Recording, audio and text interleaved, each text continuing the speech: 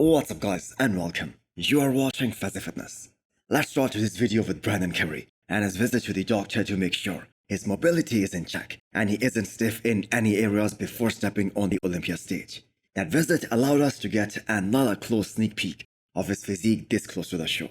Brandon Curry 100% believes in his heart that he has the physique to reclaim the throne and he can become Mr. Olympia again in his 40s. So, there are no signs of him slowing down. There are no signs of any injury.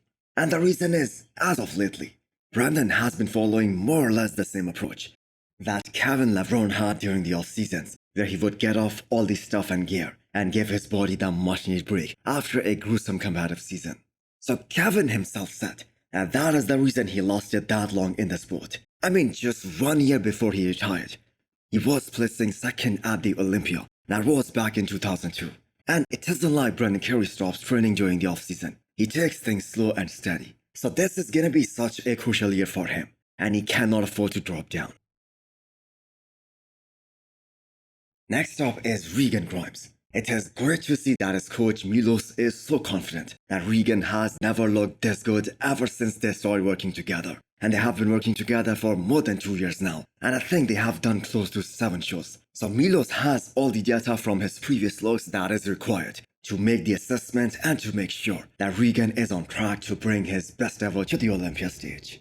We all know Regan's back is better than his front, and that has always been the case, and it seems like it still is. He has this difficulty staying full in the chest area when he cuts down the water, and that is gonna be a challenge again this time. But I think with so many guys dropping out, Regan Grimes has all the tools and more than enough ability to crack top 10 this year. So, the question is, can he place as high as top 8 at this year's Mr. Olympia? Well, that is gonna depend on how shredded he looks and how much fullness will he be able to retain. Tonio Burton has kept the bodybuilding community updated with his physique throughout this Olympia prep. If we strictly talk about his own physique, he has no weak points whatsoever, except that he isn't as big as some of the other IFBB pros in the men's open class. But history has shown us that a shredded guy can easily beat a bigger, more muscular bodybuilder. For instance, just take a look at the Legion Sports from last year, which was Tonio's first pro win, and he went against Justin Rodriguez, a much bigger, a much wider guy. But the amazing flow of Tonio's physique, combined with that elite level of conditioning that he brings to the stage every time he competes, that allowed him to beat a much bigger guy than him. I think Tonio is altogether an improved and different bodybuilder compared to last year. He is aiming for the top 10 finish here. Can he do that? Just a glimpse of what to expect from Michal Krizo at the second Olympia of his career. To this day, people believe that Krizo hasn't quite brought that same dry, hard look to the stage that we see from him in the videos leading up to the show. The Emperor Classic this year was easily the best ever look from him. Yes, you can make an argument that he needed bigger glutes to have an overall better flow from the back, but for that physique, he was absolutely shredded.